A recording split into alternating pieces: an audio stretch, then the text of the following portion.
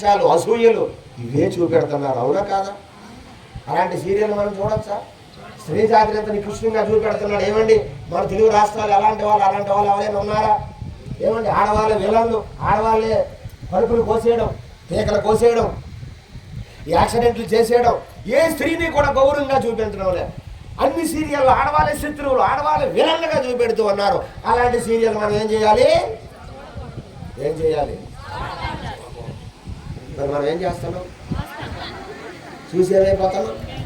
Mummy జై Sriram, mummy అమ్మ అని పిలుస్తున్నారు. ఎవరైనా ఏమని పిలవాలి? మనకి అమ్మని పిలవడం, మమ్మీ.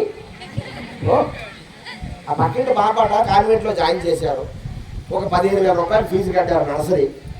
ఆ పాప మమ్మీ మమ్మీ అని పిలుస్తుందాట. ఈమె టెన్షన్ వచ్చేసింది ఈ అమ్మకి.